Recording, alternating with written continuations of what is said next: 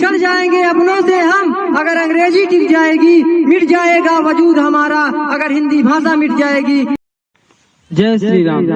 भारत माता की जय। हम आपसे सबसे पहले एक आग्रह करना चाहते हैं कि आप मेरी इन बातों को अपना निजी स्वार्थ छोड़कर देश हित की दृष्टि से समझने का प्रयास करिएगा। मेरा नाम शिवाकर सिंह है। हम आप सभी से आज स्वतंत्रता दिवस के दिन मातृभूमि भारत और मातृभाषा हिंदी के बारे में कुछ बात करेंगे, जिसके लिए हमें 3 बातों को जानना अत्यंत आवश्यक है। पहला है शहीदों के सपने, दूसरा भारत में अंग्रेजी भाषा का जन्म और तीसरा भारत को इंडिया किसने बनाया। जैसा कि आप सभी को मालूम है कि आज स्वतंत्रता दिवस है। कहा जाता है आज के दिन हमारा भारत देश अंग्रेजों की गुलामी से आजाद हुआ था, परंतु हमें यह भी नहीं भूलना चाहिए कि यह आजादी हमें भीख में नहीं मिली है। इस आजादी के लिए हमारे देश के लाखों करोड़ों क्रांतिकारियों ने अपनी जान गंवाई है, क्योंकि उन्हें स्वतंत्रता चाहिए थी, आजाद भारत चाहिए था। वैसे तो कहा जाए तो हम पूर्ण रूप से आजाद नहीं हैं, क्योंकि क्रांतिकारियों का सपना था कि भारत भूमि को अंग्रेजों की गुलामी से आजाद कराना है। इसके अलावा वो अंग्रेजों द्वारा दी गई अंग्रेजी शिक्षा को खत्म करना चाहते थे, अंग्रेजों द्वारा दी गई उनकी न्याय व्यवस्था को खत्म करना चाहते थे, अंग्रेजों द्वारा दिया गया उनकी कानून व्यवस्था को खत्म करना चाहते थे और अंग्रेजों द्वारा दी गई उनकी अंग्रेजियत को खत्म करना चाहते थे, जिसमें से उन्होंने अपनी क्षमता के बल पर अपने देश को अंग्रेजों की गुलामी से तो आजाद करा लिया, परंतु अंग्रेजियत की गुलामी से आजाद नहीं करा पाए। उनके बाकी के सपने अधूरे ही रह गए और अंग्रेजों द्वारा बनाए गए अनेक नियम कानूनों को नहीं बदला गया और न ही उनकी शिक्षा व्यवस्था को बदला गया। जब भारत देश में अंग्रेज आए थे तब उन्होंने भारतवासियों को 2 प्रकार से गुलाम बनाना चाहते थे। पहला है शारीरिक और दूसरा है मानसिक। अंग्रेजों ने शारीरिक रूप से तो भारतवासियों को गुलाम बना ही लिया था, परंतु मानसिक रूप से गुलाम बना पाना उनके लिए संभव नहीं था, क्योंकि भारतवासी कभी भी विद्रोह करने पर उतर जाते थे, जिससे अंग्रेजों एवं उनके सैनिकों को अत्यधिक क्षति पहुंचती थी, जिससे परेशान होकर अंग्रेजों ने अपनी देश की संसद में एक बैठक लगाई और इस बारे में वार्तालाप किया कि अगर भारतीयों को हमेशा के लिए गुलाम बनाना है तो उन्हें मानसिक रूप से गुलाम बनाना पड़ेगा, जिसके लिए अंग्रेजों की कई टीमों ने भारत में सर्वेक्षण किया और सभी ने यह निष्कर्ष निकाला कि अगर भारतवासियों को हमेशा के लिए गुलाम बनाना है तो उनकी शिक्षा व्यवस्था को नष्ट करना पड़ेगा, क्योंकि उन्हें पता था कि उनकी शिक्षा नष्ट किए बगैर उन्हें ज्यादा दिन तक गुलाम बनाए रखना संभव नहीं है, क्योंकि उनके जीवन का मूल आधार उनकी शिक्षा है। तब अंग्रेजों ने सन 1835 में इंडियन एजुकेशन एक्ट एक कानून बनाया, जिसकी ड्राफ्टिंग लॉर्ड मैकॉले ने किया था। लॉर्ड मैकॉले ने हमारे देश की शिक्षा व्यवस्था को पूर्ण रूप से नष्ट कर दिया और हमारे देश की शिक्षा का भाषा संस्कृत और हमारे देश की शिक्षा का माध्यम गुरुकुलों को अवैध घोषित कर दिया और इन्हें अवैध घोषित करने के बाद उन्होंने हमारे देश के सभी गुरुकुलों को नष्ट करने का कार्य शुरू कर दिया और जो भी इसका विद्रोह करता उसे मारा पीटा जाता था, जेलों में बंद कर दिया जाता था, फांसी में लटका दिया जाता था या फिर उनके घरों में ही उनको जिंदा जला दिया जाता था। ऐसे करके हमारे देश की शिक्षा व्यवस्था को पूर्ण रूप से नष्ट कर दिया गया और अंग्रेजों द्वारा दी गई अंग्रेजी की पढ़ाई कराना शुरू कर दिया गया, जिससे हम उन अंग्रेजों द्वारा दी गई उनकी अंग्रेजी शिक्षा के गुलाम हमेशा के लिए बन गए, जिससे अब बाहर आ पाना असंभव सा लग रहा है। लेकिन याद रखिएगा असंभव कुछ भी नहीं, क्योंकि जरा याद कीजिए 19वीं और 20वीं शताब्दी का वह दौर जब अंग्रेजों ने भारत पर ही नहीं बल्कि अमेरिका, चाइना जैसे बड़े बड़े देशों को अपना गुलाम बना लिया था। जब अंग्रेजों का साम्राज्य दुनिया के अनेक देशों में फैला हुआ था, तब देश की आजादी की कल्पना करना भी एक कल्पना थी, क्योंकि उस समय पर अपने ही देश के लोग अपने निजी स्वार्थ के कारण एवं अपनी निजी दुश्मनी के कारण अपने ही देश से गद्दारी करने के लिए तैयार थे। फिर भी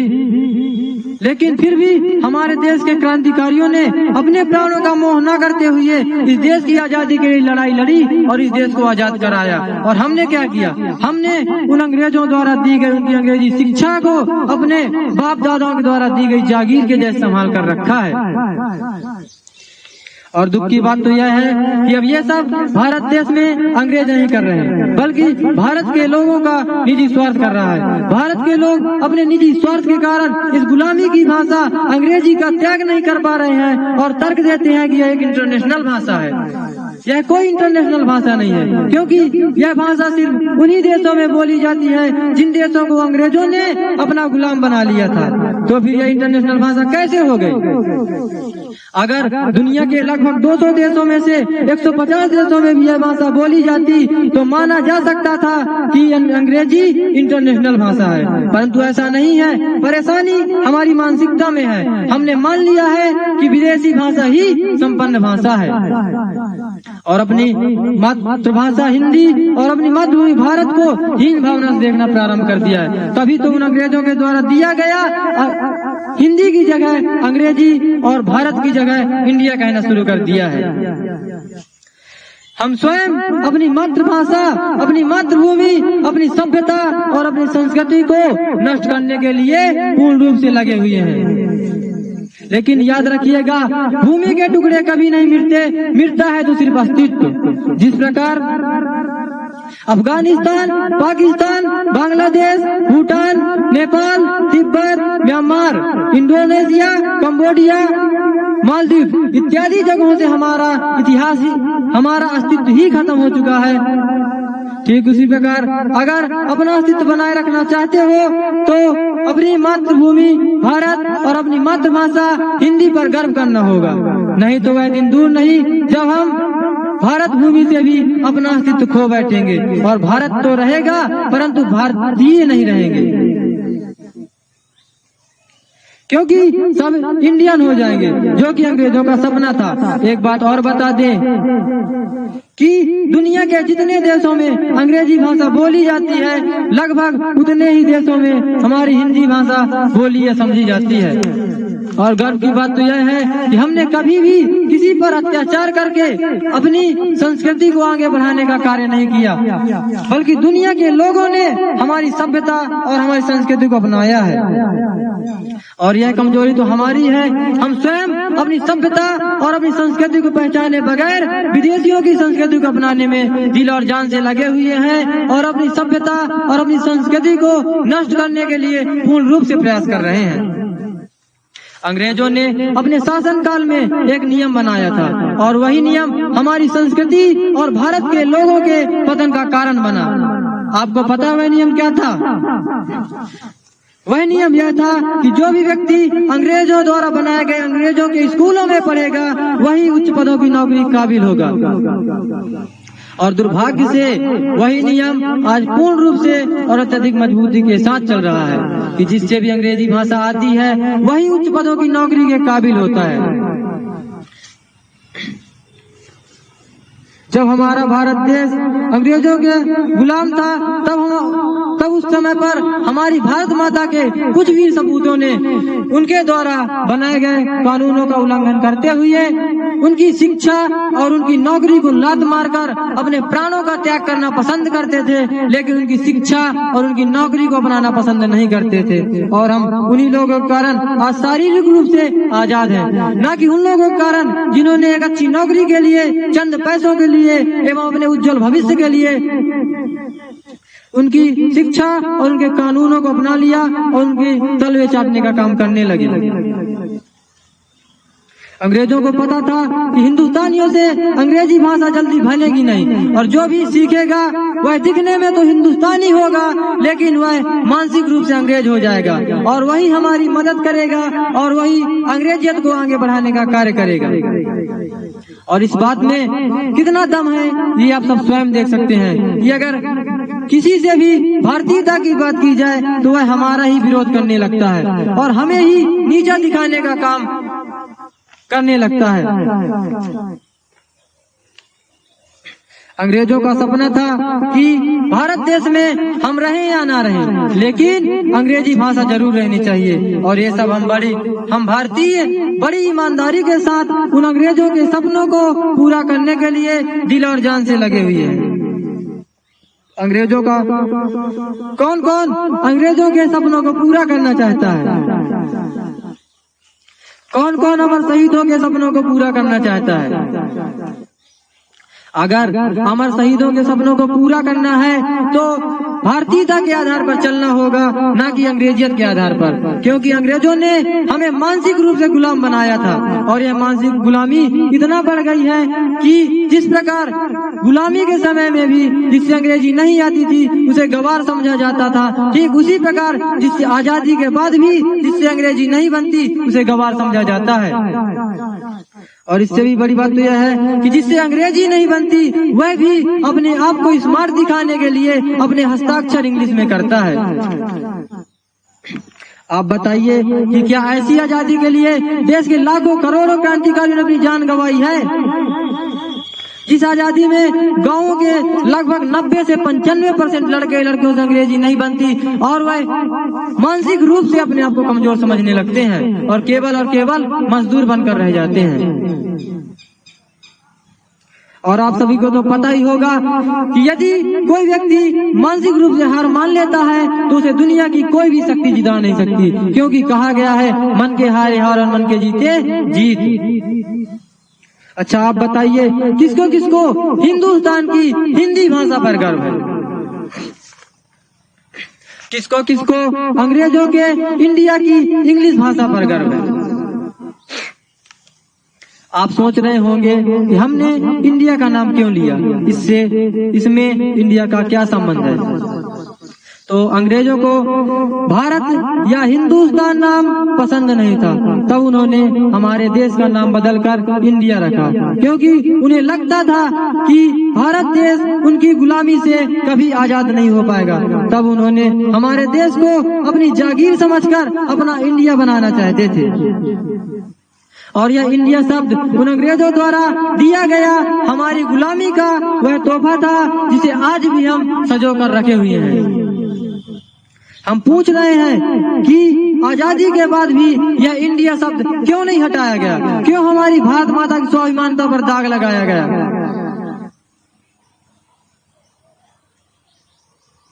हमने और संविधान के पहले ही भाग के पहली ही पंक्ति पर इंडिया दैट इज भारत लिख दिया गया, जिसका मतलब यह है कि भारत का मतलब ही इंडिया है।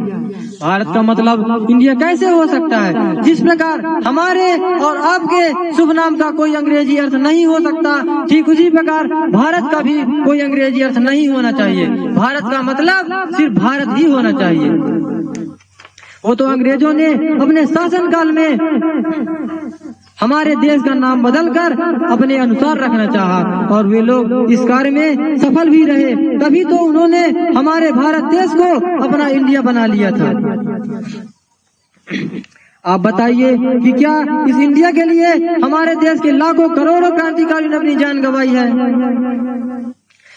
हमने कभी भी इंडिया माता की जय ना ही कभी पढ़ा है और ना ही कभी सुना है। हमने तो सिर्फ भारत माता की जय और भारत माता की जय ही सुना है। तो फिर यह इंडिया शब्द हम भारतीयों के बीच में कहां से आ गया? कौन कौन अपने देश की मातृभाषा, किसको किसको अपनी मातृभाषा पसंद है? कौन कौन भारत माता की हिंदी को अपनी मातृभाषा मानता है? तो फिर आप सभी को धोखा दिया जा रहा है, क्योंकि भारत एक ऐसा देश है जिसकी आज तक अपनी कोई राष्ट्रभाषा नहीं बन पाई है, और इसे हम अपना दुर्भाग्य के अलावा और कुछ नहीं कह सकते, क्योंकि देश संविधान से चलता है और संविधान में कहीं भी यह नहीं लिखा कि हिंदी राष्ट्रभाषा है, और संविधान में हिंदी को मातृभाषा के रूप में नहीं मात्र एक भाषा के रूप में दिखाया गया है।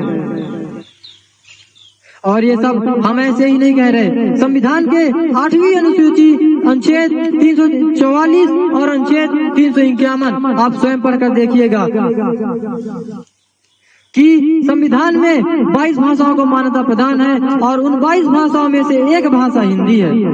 इसलिए अपने आप से झूठ बोलना बंद करिए और इतिहास को जानने की कोशिश कीजिए कि किस प्रकार से हमें मूर्ख बनाया जा रहा है, किस प्रकार से भारत की सभ्यता को नष्ट करने का षड्यंत्र किया जा रहा है। और सबसे बड़ा षड्यंत्र तो यह है कि संविधान की बहुत सी बातें ऐसी हैं जो हमारे भारत देश की स्वाभिमानता और गौरव पर दाग है, जिन बातों को आज तक हम समझ नहीं पाए।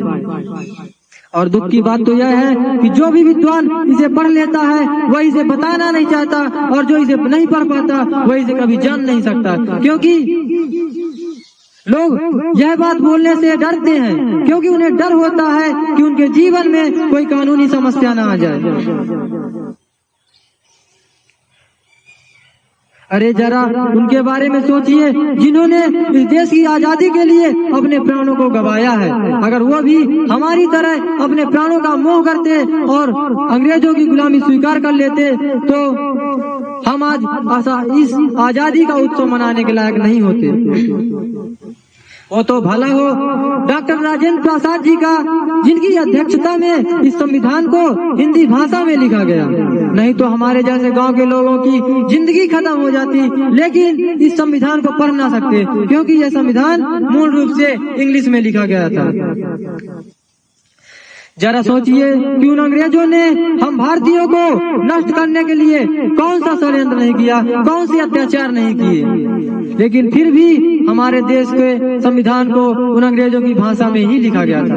हम पूछते हैं कि जब हमारा भारत देश उन अंग्रेजों की गुलामी से आजाद हो ही गया था तो फिर क्या मजबूरी थी, क्या कारण था कि देश के संविधान को हिंदी की जगह अंग्रेजी भाषा में ही लिखना पड़ा।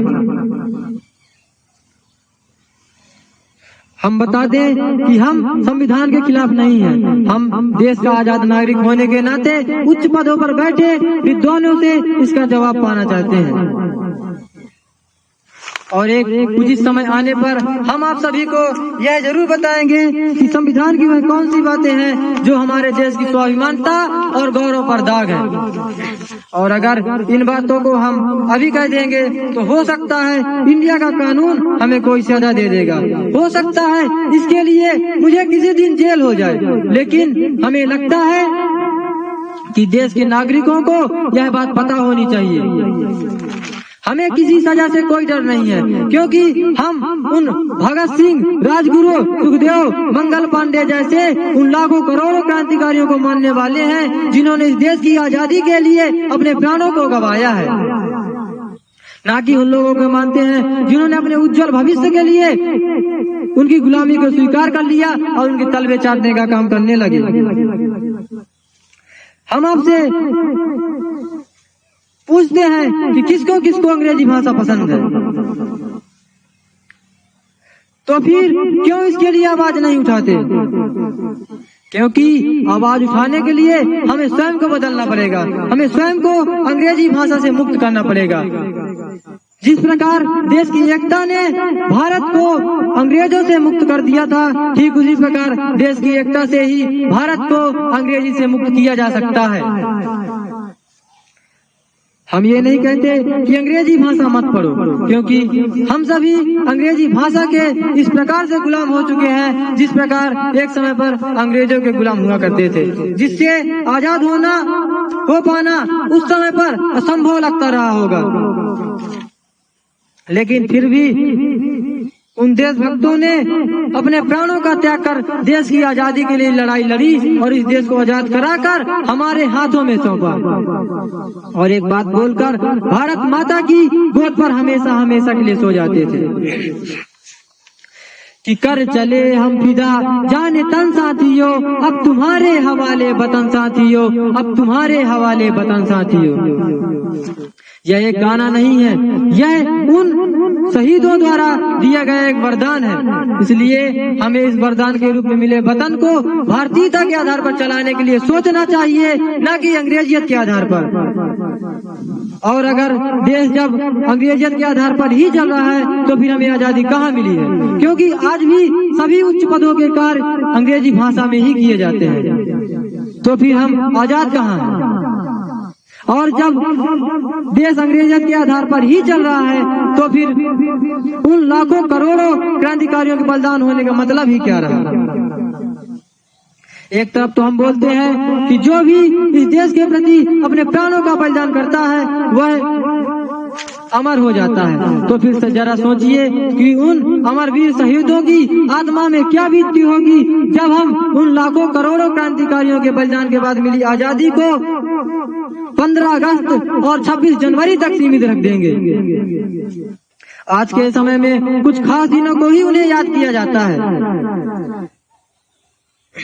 इसलिए इतिहास को जानने की कोशिश कीजिए, इतिहास को पढ़ने की कोशिश कीजिए कि आखिर क्यों देश के लाखों करोड़ों क्रांतिकारियों ने अपनी जान गंवाई है। क्या पता इसके बाद हमें बोलने का मौका मिलता है या नहीं, क्योंकि हो सकता है मेरी आवाज को दबाने की कोशिश की जाएगी, क्योंकि आजादी के बाद से यही होता चला आ रहा है कि जो भी अंग्रेजियत के खिलाफ आवाज उठाता है उसे दबाने की या उसकी आवाज को खत्म करने का प्रयास किया जाता है, क्योंकि वो लोग नहीं चाहते कि देश का गरीब नागरिक उनकी बराबरी में बैठे, क्योंकि उनको पता है कि अगर गलती से भी अंग्रेजी भाषा, हिंदी भाषा, उच्च पदों की नौकरी की भाषा या फिर सरकारी नौकरी की भाषा या फिर राष्ट्र भाषा बनी तो देश का हर गरीब नागरिक शिक्षित होकर उच्च पदों पर पहुंच जाएगा। इसलिए तो आज अंग्रेजियत भारत देश में जड़ जमाए बैठी हुई है।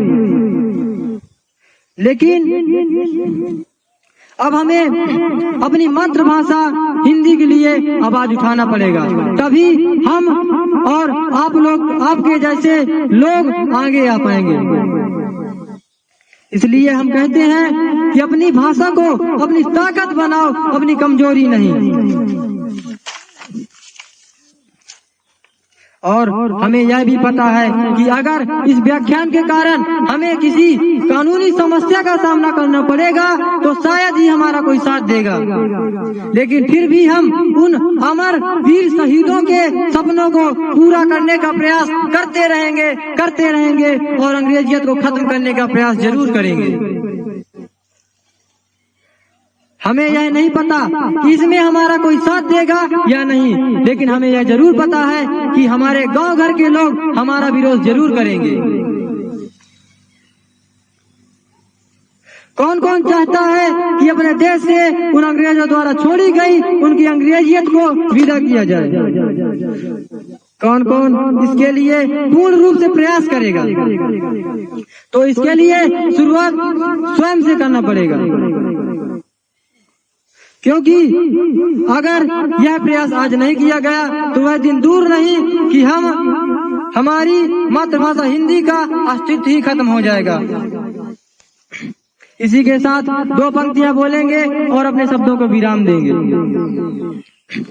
कि बिछड़ जाएंगे अपनों से हम अगर अंग्रेजी टिक जाएगी, कि बिछड़ जाएंगे अपनों से हम अगर अंग्रेजी टिक जाएगी, मिट जाएगा वजूद हमारा अगर हिंदी भाषा मिट जाएगी, अगर हिंदी भाषा मिट जाएगी। तो जय हिंद, जय भारत, भारत माता की जय, वंदे मातरम, इंकलाब जिंदाबाद।